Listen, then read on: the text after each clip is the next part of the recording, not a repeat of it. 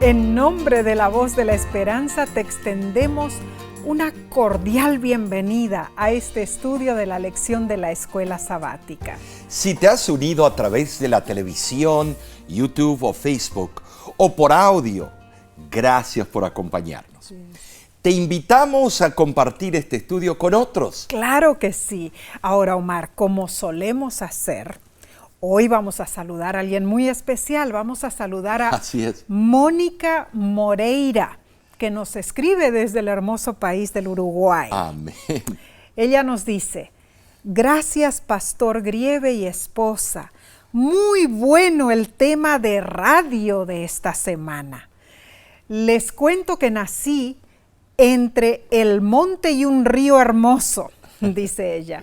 Crecí aprendiendo las bellezas increíbles que Dios creó. Mis padres deseaban inculcarnos la religión y nos mandaban a 15 kilómetros de distancia a estudiar el catecismo. En esos años los encontré a ustedes en una emisora de radio, un mueble de batería, y escuché el primer programa radial de La Voz de la Esperanza.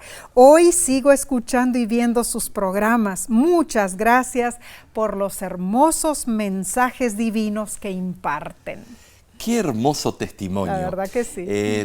Hermana Mónica, la felicito. Así es. Y los padres, qué visión, ¿no es cierto? Dios les regale bendiciones abundantes. Bien, sí. ¿Qué te parece si comenzamos elevando una oración al Dios de los cielos? Oremos. Padre que moras en las alturas de los cielos, con gran placer nos reunimos con nuestros amigos y amigas para estudiar las verdades intrínsecas de la Biblia. Gracias, Padre Celestial, por esta oportunidad. Y ahora pedimos tu bendición en el nombre de Cristo Jesús. Amén. Amén, amén. Bueno, esta semana estaremos estudiando la lección 5 para el 29 de julio 2023. Se titula Expiación horizontal, la cruz y la iglesia. Tremendo. ¿Qué entendemos con la frase expiación horizontal? El texto de esta semana se encuentra en Efesios, capítulo 2, versículo 13 al 14. Y es interesante lo que dice. Pero ahora en Cristo Jesús, vosotros que en otro tiempo estabais lejos, habéis sido hechos cercanos por la sangre de Cristo, porque Él es nuestra paz, que de ambos pueblos hizo uno, derribando la pared intermedia de separación. Bueno, en estos versículos presenciamos otro de los significativos contrastes que Pablo utiliza para dar fuerza a un notorio argumento típico de Pablo, ¿no es cierto? Con el llamamiento de la iglesia cristiana, el evangelio empezó a ser predicado a los gentiles y muchos respondieron positivamente y así fueron hechos cercanos. Pero otros formaron paredes y barreras. Que la formaron en esos tiempos. El significado y la razón de esa pared era para que hubiera separación con el mundo, con los paganos, con la chusma. En el templo de Jerusalén en sí había una valla que separaba el atrio de los gentiles del atrio de los judíos, para no intoxicarse, para no estar en contacto con los inmundos. Ningún gentil se atrevía a pasar más allá de ese límite. Ahora, Nesí, visualicemos esto. A ver. Si tú eras un gentil o un griego que valorabas el Dios de los judíos, tendrías que tener mucho cuidado a dónde pisar en el templo. Oh, claro. Qué feo, ¿no es cierto? Ir a la iglesia de esa manera. Tremendo. Era un lugar imponente y majestuoso. Sí lo era. Al recorrer en los hermosos patios y las columnas estriadas del templo de Jerusalén, los sonidos de la adoración invocaban a la alabanza de Dios. Claro que sí. Ahora, La entrada a la explanada sobre la cual se alzaba el templo de Jerusalén estaba permitida a toda persona, pero solo los judíos podían acceder al santuario. Y ahí yace el detalle de todo esto, porque siendo un gentil o un griego, tú o yo nos encontraríamos frente a una cerca o una balaustrada de piedra de casi 5 pies de altura, 1,5 metros más o menos. La cerca se llamaba sorag en el hebreo. Esa cerca marcaba el límite de entrada. Y sobre esa cerca estaba la inscripción de advertencia dirigida ¿a quién? A los visitantes. Esto era serio, ¿no es cierto? Hermanos, pensemos en esto. Grabada sobre bloques de piedra caliza, a cada tanto, la advertencia en latín y en griego decía: ningún extranjero puede entrar dentro de la balaustrada ni en el recinto alrededor del templo, y cualquiera que fuese sorprendido haciéndolo será culpable y responsable so pena de muerte. ¡Wow! Al leer esa inscripción, tú y yo, siendo gentiles, nos sentiríamos excluidos. ¿Volveríamos a esa iglesia? ¿Verdad? No. Sin embargo, al estudiar Efesios capítulo 2, versículos del 11 al 12, Pablo explicó que la cruz de Cristo marca una diferencia dramática, porque destruye las barreras. Verticalmente, la cruz disuelve la alienación, reconciliando al hombre con Dios. Pero en sí, horizontalmente, la cruz disuelve la diferencia entre seres humanos, reconciliando a las personas entre sí. Amén, amén. Es que el sacrificio de Cristo en la cruz borra cualquier enemistad y, lógicamente, trae conciliación entre judíos y gentiles, haciéndolos un nuevo hombre, haciendo paz, dice Efesios 2:15. Juntos se convierten en un nuevo templo, edificados para morada de Dios en el Espíritu, Efesios 2:22. Ahora, sí, es importante entender que la sangre de Cristo ha hecho todo por nosotros. Amén, amén. Esto lo damos por sentado, ¿no es cierto? Por medio de su sangre somos reconciliados los unos con los otros. Claro. Somos limpiados, amén, justificados y redimidos. Gloria a Dios. La sangre de Cristo vindica el buen nombre de Dios y es la prueba de su infinito amor. Wow, bueno. Augusto Toplady fue el autor del himno, del conocido himno Roca de la Eternidad. Bueno, su conversión, cuenta la historia, ocurrió mientras él escuchaba un sermón sobre Efesios 2:13, perdón. Sí, 2:13.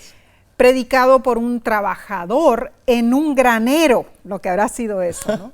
En esa ocasión, Augusto aprendió que Cristo no es solo el pacificador, sino que Él es la paz. En Cristo, todas las divisiones de la humanidad cesan, mis hermanos. Por eso Pablo afirmó enfáticamente que Cristo es nuestra paz, que de ambos pueblos hizo uno, derribando esa pared intermedia de separación. Ahora, la pregunta es: ¿ves tú alguna pared o muro que está haciendo divisiones en tu hogar, en tu iglesia? Si puedes, hermano, hermana, y estás en las redes sociales, escribe tu comentario. Bien, analicemos la lección del domingo 23 de julio titulada Acercados en Cristo.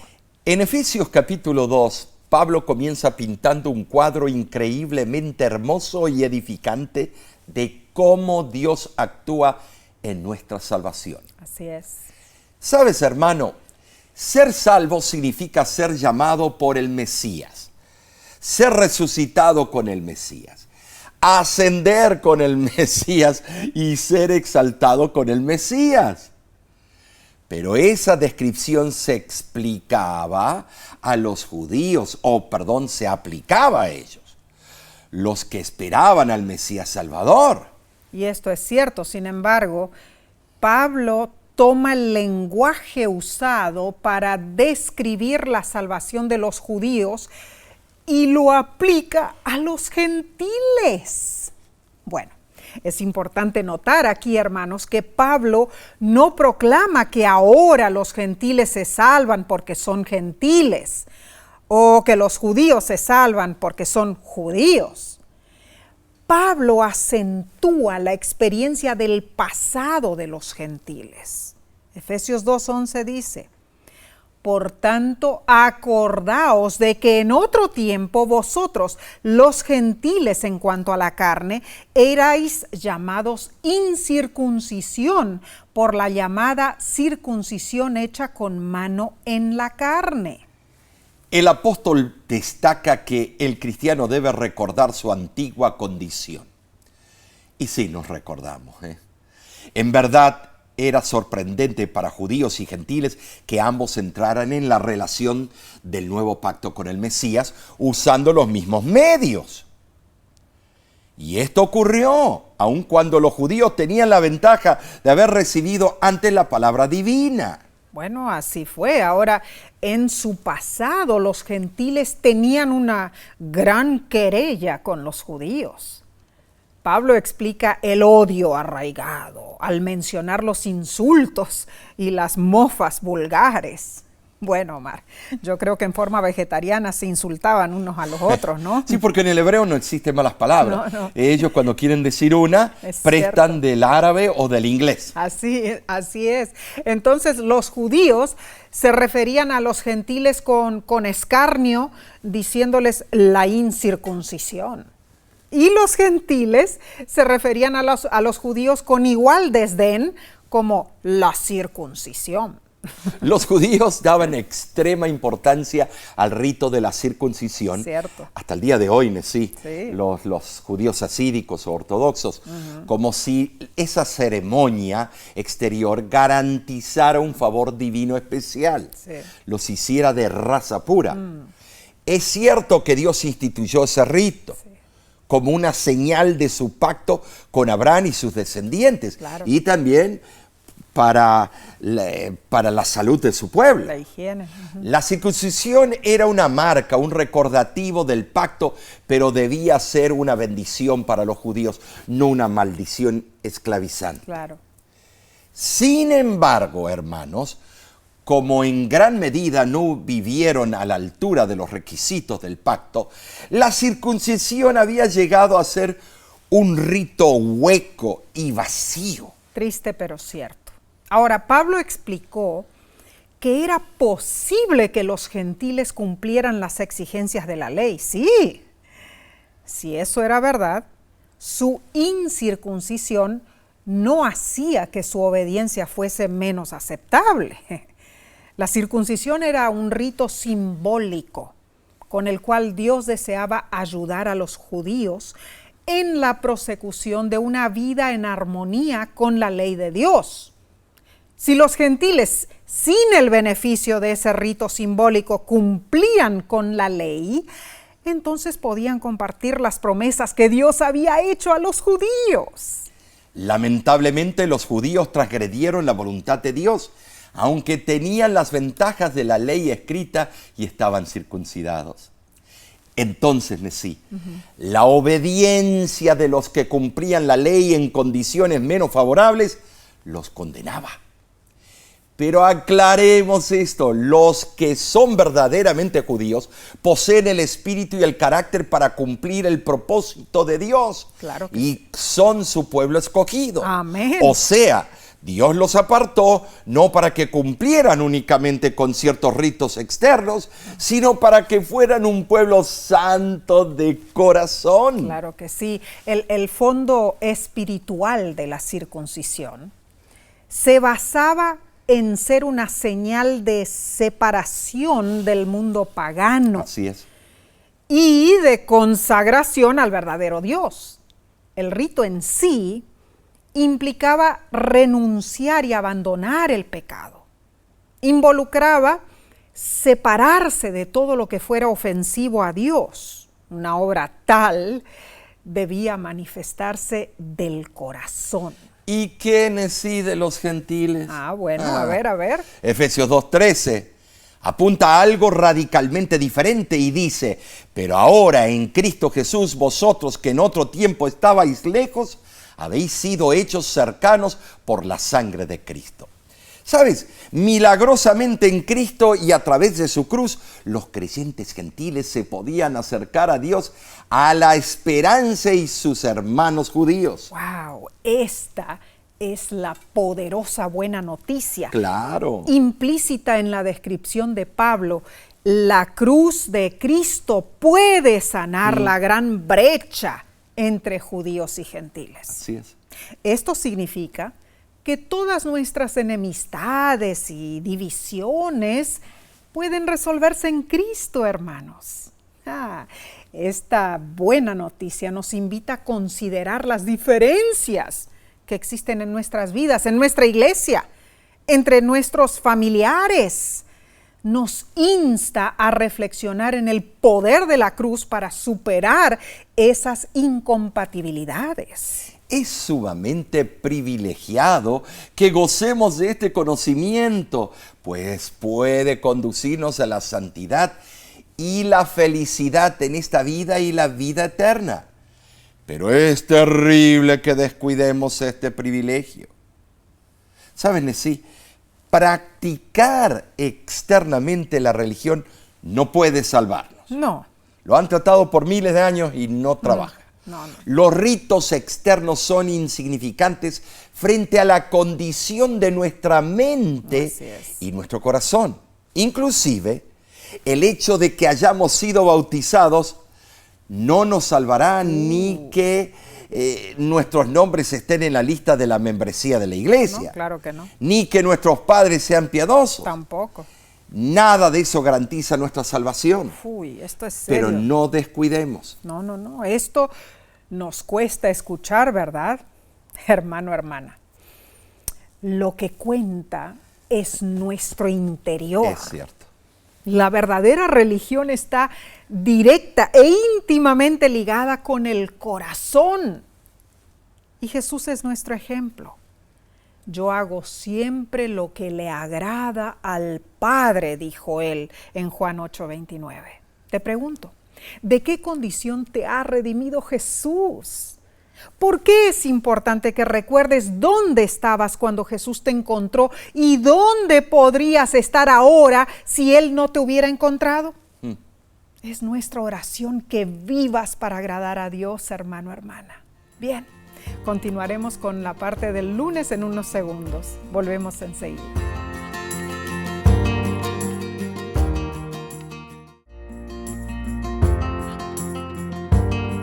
Gracias por estudiar con nosotros esta hermosa lección de escuela sabática. Adentrémonos a la sección del lunes, julio 24, titulada Reconciliación, el regalo de Dios desde la cruz. El autor Ernest Hemingway, en el año 1936, caracterizó la dificultad de las relaciones entre padres e hijos en un corto relato titulado La capital del mundo. La historia ambientada en España gira en torno a un padre y su hijo adolescente llamado Paco. Así es. Paco era un nombre muy común en España, todavía lo es. Sí, es cierto. Deseando convertirse en matador y escapar el control de su casa, Paco huyó a Madrid. Claro. El padre, buscando reconciliarse con su hijo, viajó a Madrid y puso un anuncio en un periódico con una frase que decía: querido Paco, encuéntrame frente a la oficina del periódico Madrid mañana al mediodía. Todo está perdonado. Te amo, papá. Ah, Hemingway luego escribió que al mediodía del día siguiente llegaron 800 pacos buscando perdón. Wow, lo ¿Te que habrá imaginas? sido eso. 800 pacos. Interesantísimo. Bueno, en el mundo sobreabundan los que necesitan perdón y reconciliación, ¿no es cierto? Ahora, el modelo por excelencia de perdón es el regalo de Dios a la humanidad, Cristo Jesús. Entonces, leamos Efesios capítulo 2, versículos 14 y 16. Y dice lo siguiente: porque Él es nuestra paz, que de ambos pueblos hizo uno, derribando la pared intermedia de separación y mediante la cruz reconciliar con Dios a ambos en un solo cuerpo, matando en ella las enemistades. La palabra enemistades aquí está en convergencia con la frase pared intermedia.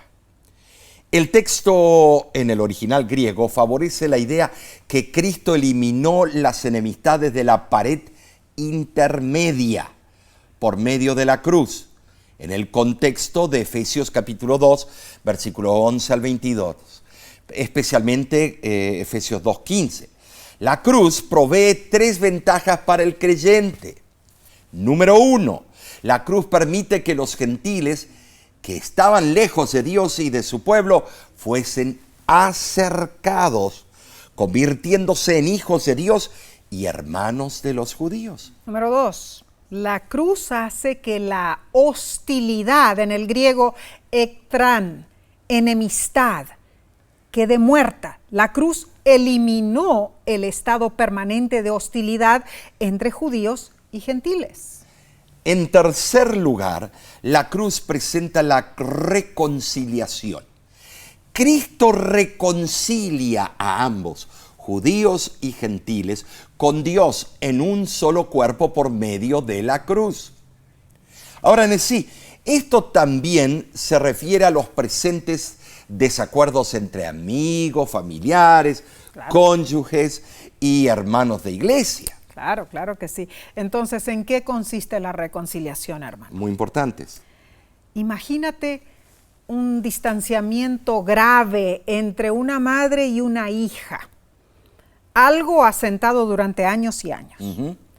Digamos que la hija se casó con un muchacho en contra de la voluntad de la madre. Eso pasa constantemente. Imagínate que ese rencor se disuelva en una ola de gracia y perdón y haya paces entre las dos. Eso es reconciliación.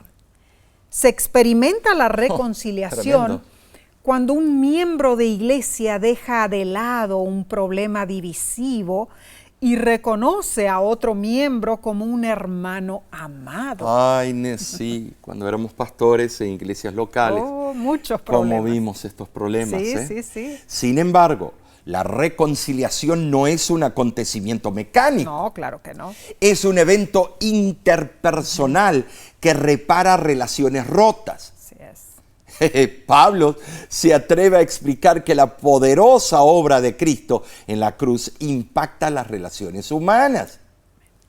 Ahora, el apóstol visualiza a Cristo inundando nuestras vidas, destruyendo nuestras divisiones, nuestras diferencias, disolviendo nuestras discusiones y renovando nuestra comunión y comprensión mutua. Cuenta cierta anécdota que Luis y Manolo eran hermanos. Ambos vivían en granjas adyacentes. Habían trabajado 40 años cultivando hombro a hombro, compartiendo maquinaria, intercambiando cosechas, etc. Nunca habían tenido problemas. Pero esa colaboración terminó repentinamente con un pequeño malentendido que explotó en un intercambio de palabras amargas y semanas sin hablarse.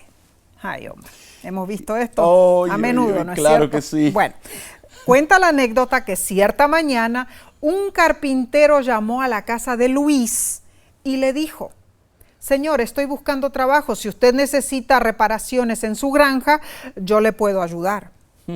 De hecho que sí, dijo Luis. Tengo un trabajo para usted. ¿Ve aquella granja al otro lado del arroyo? Bueno, ahí vive Manolo, mi hermano.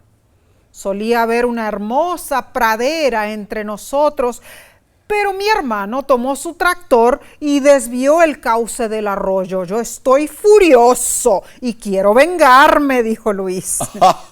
Constrúyame una cerca de 2 metros de alto. Jamás quiero volver a ver a Manolo.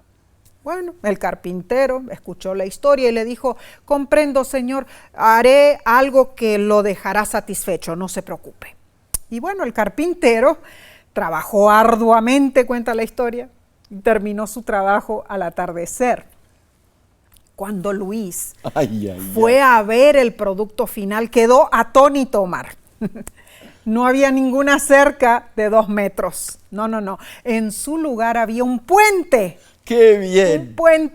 Un puente que unía las 2 granjas por encima del arroyo.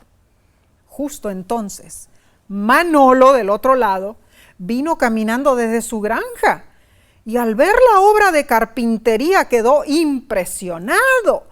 Cruzó el puente y abrazó a su hermano Luis diciendo: ¡Eres increíble, Luis! Construiste este hermoso puente después de todo lo que yo te he hecho. Perdóname, hermano. ¡Ay, qué linda historia! Así se reconciliaron Luis y Manolo. Esta anécdota, la verdad, genial, ¿eh? Muy bien. Que con eficacia esta historia ejemplifica cuán infructuosos son los conflictos entre seres humanos. Así es. Esto lo podemos dar por sentado. Claro. Si contemplamos a Jesús, veremos puente, el gran nivelador, el común denominador que trae solución a las diferencias. Amén. Cristo pone fin a las hostilidades y a las enemistades. ¡Qué hermoso! Amén y amén. La lección nos pregunta: ¿cómo puedes aplicar los principios de Cristo para reconciliarte con otra persona? ¿Qué necesitas para lograrlo? Hermano, hermana, no dejes pasar más tiempo. Permite que el carpintero Cristo Jesús construya el puente de la reconciliación. Esa discordia con tu familia, esas luchas partidistas, esos rencores con tus vecinos, esos celos denominacionales, esas tensiones y conflictos personales. Todo eso se puede resolver cuando llegamos a ser hijos de Dios, cuando llegamos a ser uno en Cristo. Precioso. Bien, pasemos a la lección del martes 25 de julio titulada Derribar el muro divisorio. Pablo menciona que Cristo tomó una acción hacia la ley de los mandamientos expresados en ordenanzas. Eso lo vemos en Efesios 2:15. ¿Cuál fue esa acción? ¿Y por qué lo hizo? Claramente, Cristo derribó las ordenanzas que apuntaban al porvenir y lo hizo porque esas ordenanzas eran sombra de lo verdadero. Interesante, porque el autor de la lección comenta lo siguiente: algunos creen que Efesios 2, 14 y 15 enseña que los 10 mandamientos, incluido el del sábado, fueron abrogados o abolidos por la cruz. Sin embargo, en Efesios, Pablo demuestra un profundo respeto por los 10 mandamientos. Incluso cita el 5.º mandamiento y alude a otros. Esto se alinea con las otras afirmaciones de Pablo sobre la ley. El apóstol aborda el mal uso de la ley. Sin embargo, él honra la ley y reconoce su continuidad. Por lo tanto, usar estos versículos para abolir los 10 mandamientos es claramente una mala interpretación de la intención del mensaje de Pablo. Estamos de acuerdo, Nesí, ¿sabes? Ahora, cualquier uso de la ley que abra una brecha entre judíos y gentiles especialmente para excluir a los gentiles de la participación del pueblo de Dios y su acceso a la adoración, sería considerado anatema para Pablo. Cierto. Y un mal uso de la intención divina para la ley. La ley, de la cual habla Efesios 2, 14 al 15, son los aspectos ceremoniales, rituales, que apuntaban el porvenir, los mandatos expresados en ordenanzas. El sistema testamentario de la ley había llegado a ser interpretado y mal utilizado como una cuña para distanciar los judíos de los gentiles. Cuán cierto. Y es interesante lo que el comentario bíblico de Juan Calvino comenta sobre Efesios Sí, 2:15. muy interesante. Él dice, las ceremonias por las cuales se declaró la distinción han sido abolidas por medio de Cristo. ¿Qué era la circuncisión, los sacrificios, los lavados, sino símbolos de santificación, recordando a los judíos que su suerte era diferente a la de otras naciones?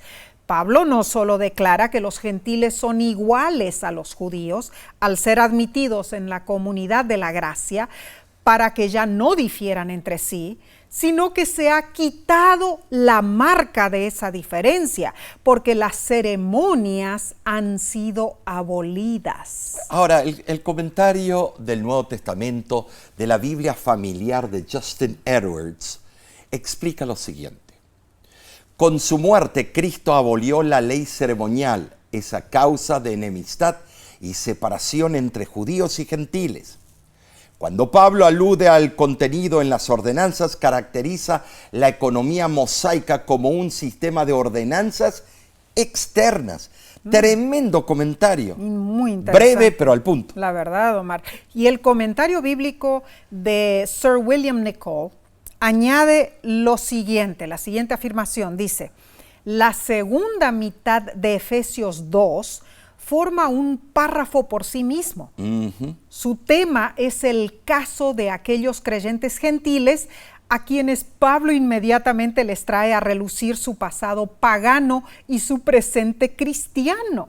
Se les recuerda lo que una vez fueron, alejados de Cristo, alienados del privilegio especial de Israel, sin esperanza y sin Dios, y de lo que han llegado a ser por el poder de la muerte de Cristo. Amén. Puestos en igualdad con el pueblo elegido, acercados al Padre, hechos partícipes de la casa de Dios y templo vivo del Señor.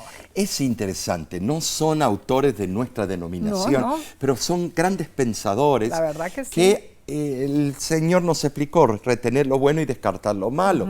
Tremendos pensamientos. Estas son tremendas opiniones de conocidos teólogos. Claro que sí. Es bueno ver lo que piensan otros estudiosos sobre este tema. Así es. Lo cierto es que la ley ceremonial finalizó en la cruz del Calvario. Sin embargo, debemos notar que el sistema ceremonial, tal como Dios lo dio, no fue lo que produjo la enemistad que Pablo describe entre judíos y gentiles. Lo que fundamentó la base para la enemistad con los gentiles fueron los siguientes puntos. Número 1, la interpretación judía de la ley ceremonial. Número 2, las adiciones humanas que se le hicieron. Número 3, las actitudes exclusivistas y hostiles del pueblo judío. Cuán cierto. Ellos añadieron reglamentos, inventaron interpretaciones, modificaron la fuerza y la función de las ordenanzas originales y en algunos casos casi las anularon.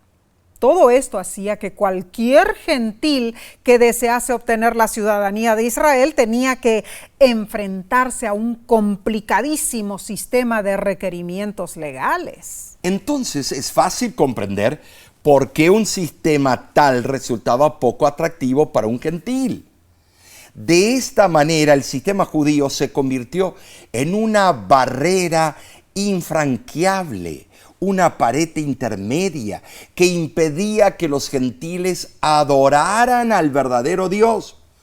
Los judíos abominaban y detestaban a sus vecinos gentiles y estos a su vez odiaban y despreciaban a los judíos.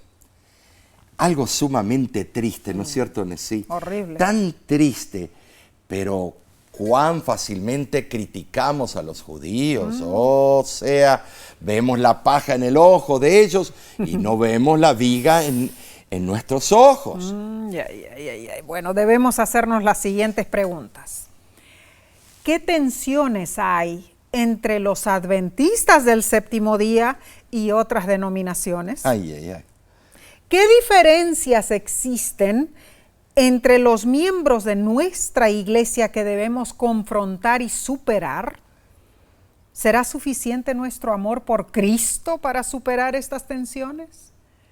La sierva del Señor añade en Mensajes Selectos, tomo 3, página 441, lo siguiente: Dios tiene hijos, muchos de ellos en las iglesias protestantes y un gran número en las iglesias católicas, que están más listos a obedecer la luz que una gran cantidad de adventistas que guardan el sábado, pero que no andan en la luz. Tremendo esto. Esta cita nos hace temblar.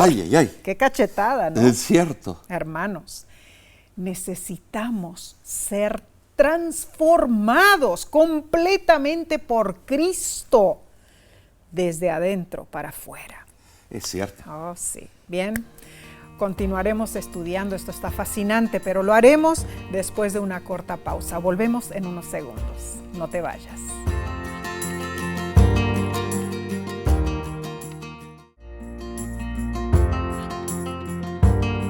Alabamos a Dios por regalarnos estos momentos para estudiar la Biblia. Y a ti te agradecemos por acompañarnos. Bien, pasemos entonces a la sección del miércoles 26 de julio, titulada Jesús, predicador de la paz. Los seres humanos buscamos y anhelamos la felicidad y la calma, pero paradójicamente muchas veces el camino hacia el equilibrio y todos nuestros emprendimientos terminan siendo estériles, intentos fallidos, como quien se atraganta con agua del océano para calmar la sed. Sin embargo, Pablo dice lo siguiente sobre Cristo en Efesios capítulo 2, versículos 17 y 18.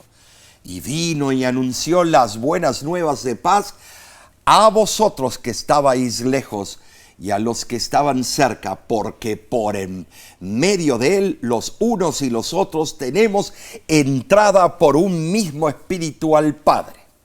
Cristo vino como predicador de paz. Es posible que estos versículos hacen referencia a la venida del Espíritu después de la ascensión de Jesús. En verdad, el Evangelio de paz fue proclamado a los gentiles y a los judíos por el poder del Espíritu, ¿verdad? Notoriamente la predicación del Evangelio siempre produce una disposición de paz. Omar, vemos que en tiempos de Pablo, en realidad, los judíos necesitaban la reconciliación, tanto como los gentiles, porque aun cuando tenían conocimiento de Dios, en la práctica los judíos estaban separados de Él, por causa de sus tradiciones y de sus pecados.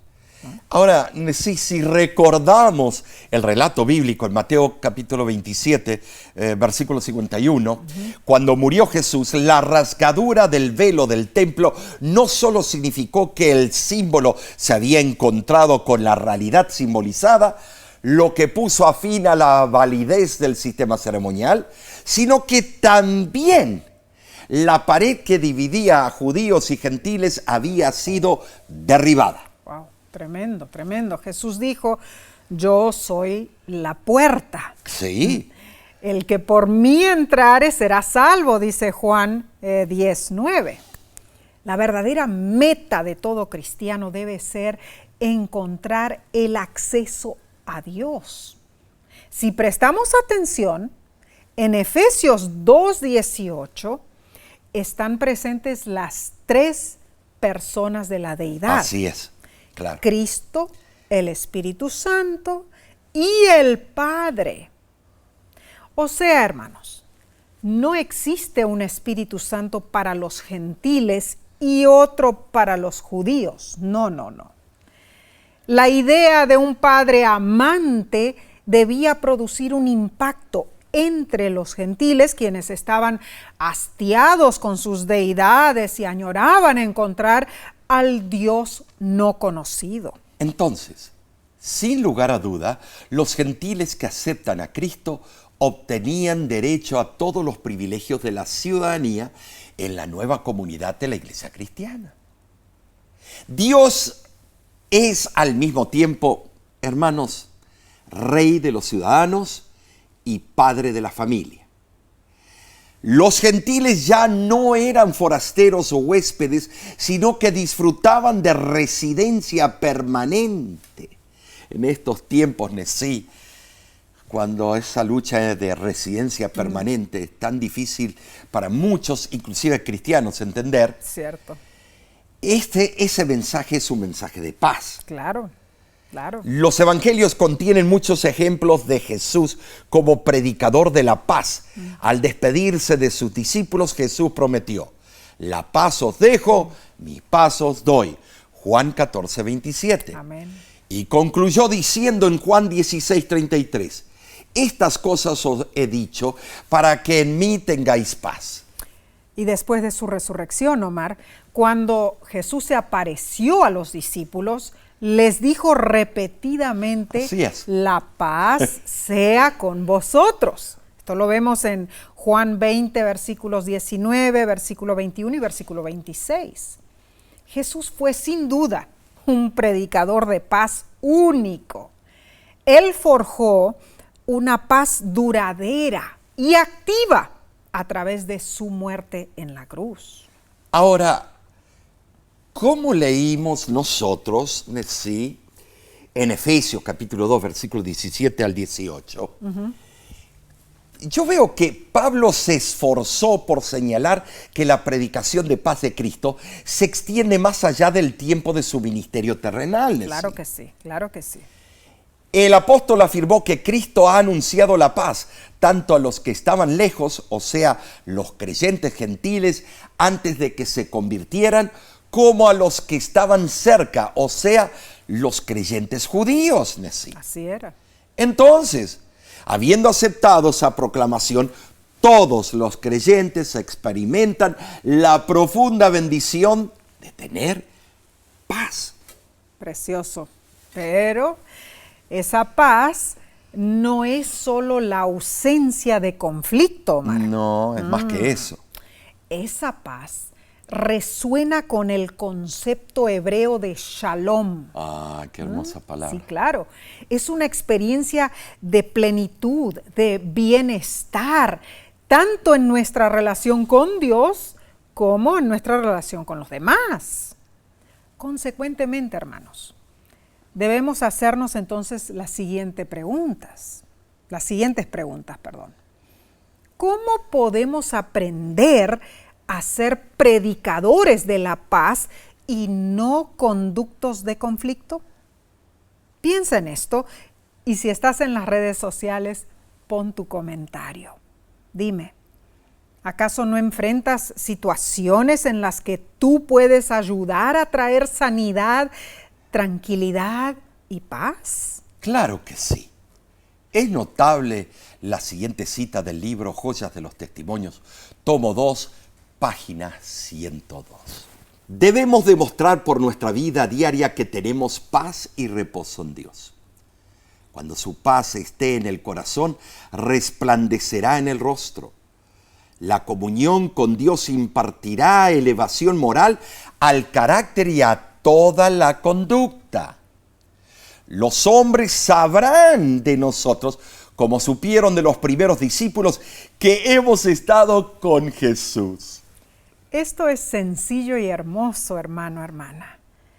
En nuestras palabras y hechos, en nuestros deseos y nuestras intenciones, Debemos ser personas que elogien, encarnen y fomenten la paz de Cristo.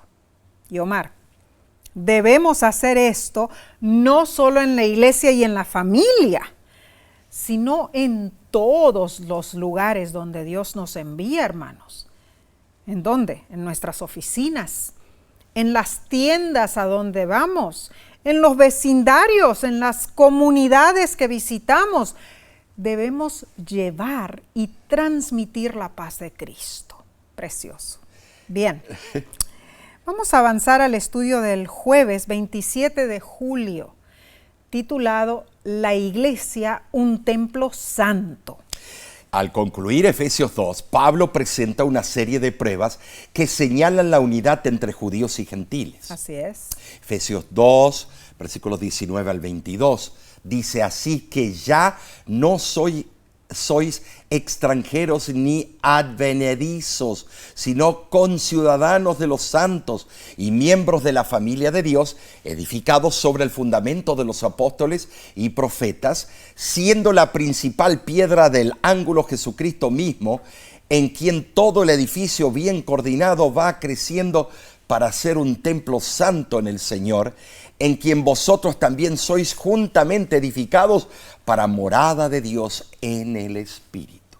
Preciosos versículos. Oh, tremendo, sí. Entonces Jesús destruyó ese muro entre los judíos y los gentiles y construyó una nueva realidad, un nuevo templo de Dios, donde ambos, judíos y gentiles, juntos constituyen una iglesia. Hermanos, los gentiles ya no son extranjeros ni advenedizos, dice el versículo. Los extranjeros, en el griego xenos, procedían de otros países. Los advenedizos, en el griego paroikos, vivían en un lugar ajeno, o sea, eran inmigrantes sin derechos de ciudadanía. Sin embargo, los gentiles que aceptaban a Cristo recibían los derechos de ciudadanía en la naciente iglesia cristiana. El texto afirma que todos son santos, los cristianos judíos y los gentiles. Los gentiles llegaron a ser miembros con privilegios de protección, sustento y confraternidad. Gálatas 6:10. Dios es el Rey y Padre de todos. Los gentiles ya no son forasteros, disfrutan de la residencia permanente. Hermoso privilegio, ¿no es cierto? Y esto de hermoso es que nos incluye a nosotros, hermanos. Cristo nos trae beneficios verticales al establecer nuestra relación con Dios y beneficios horizontales al cimentar nuestras relaciones con los demás. Omar, Cristo construyó algo asombroso. Sí, un nuevo templo. Un nuevo templo, compuesto por creyentes judíos y gentiles. Así nosotros llegamos a ser parte de la iglesia de Dios, de ese templo santo. Sabes, sí, debemos comparar la metáfora que Pablo usa de la iglesia como un templo con otras menciones, como Primera de Corintios, capítulo 3, versículos del 9 al 17, Cierto. y Primera de Pedro, capítulo 2, versículos del 4 al 8. Así es. La figura literaria pasa de un grupo de personas a una estructura física. Dicha figura presenta a Cristo como la piedra de ángulo. Así es. Efesios 2, 19 al 22, no dice que la iglesia debía fundarse sobre un apóstol, como Pedro, sino que debía tener a Cristo como piedra principal. Amén. La piedra de ángulo mantiene unido el edificio. Así es. Así, Cristo mantiene unidas las diversas partes del edificio, bueno, el edificio espiritual. Claro que sí. Esa metáfora fue tomada de Salmo 118, versículo 22. Y Jesús la utilizó también en Mateo 21, 42. Cristo es la piedra de ángulo, hermano, hermana. Cristo es nuestro crecimiento espiritual. Y cuando nosotros crecemos espiritualmente, todo eso se efectúa de acuerdo a nuestra experiencia con Cristo. Así es. ¿Cierto? Efesios 2:22 menciona la palabra en el griego sinoikodomeiste. Espero que lo diga correcto porque está bien larga esa palabra. Sinoikodomeiste, que alude a estar compaginado, algo bien organizado. O sea, ¿qué quiere decir esto? La iglesia no es un montón de piedras reunidas por accidente. La iglesia tiene forma, la iglesia tiene coherencia. Cada piedra ocupa su lugar en la estructura.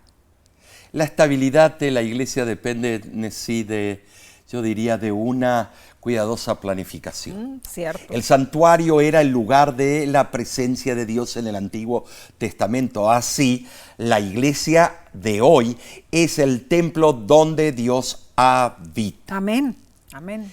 Y todo lo que es tocado por Dios es santificado.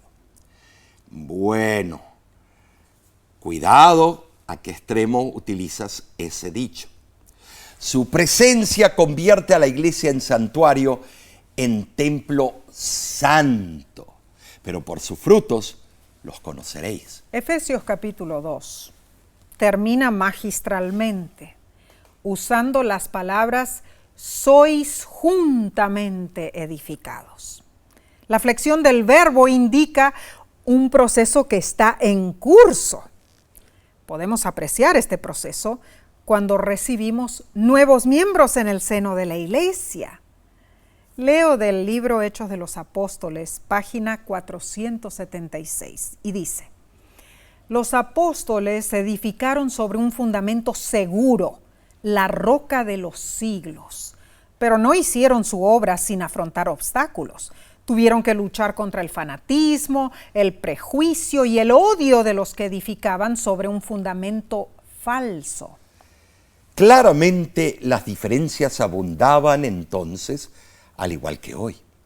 Aunque muchos miembros de la iglesia no piensan en la diferencia entre judíos y gentiles como cristianos, podemos erigir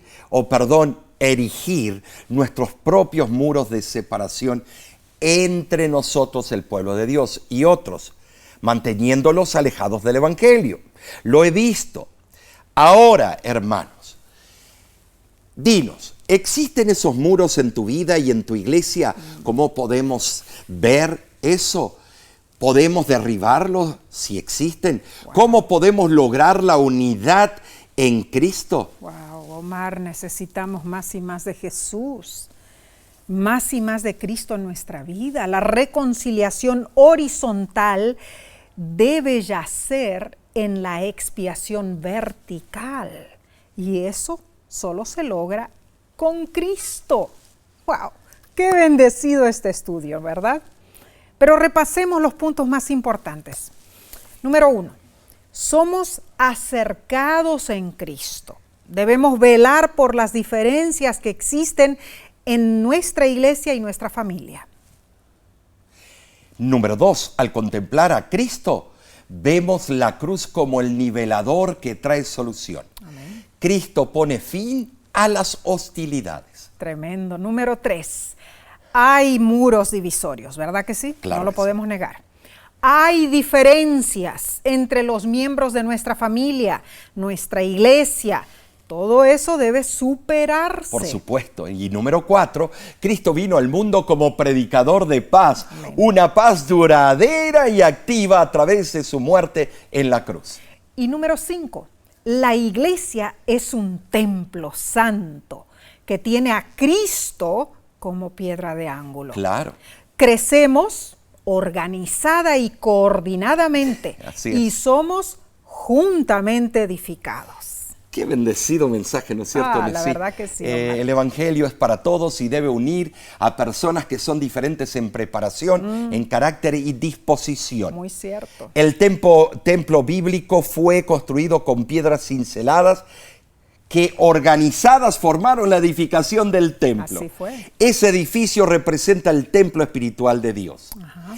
Está compuesto de materiales extraídos de todos los países e idiomas, de toda clase, de ricos y pobres, instruidos e ignorantes. Wow. Nosotros somos piedras vivientes y el gran arquitecto, el Señor del templo, nos está cincelando y puliendo para que seamos parte del templo santo en el Señor. Amén. Bueno, la semana que viene continuaremos con otra temática fascinante de la epístola a los Efesios. ¿Cuál es el título, Nessie? Bueno, el título es El misterio del Evangelio.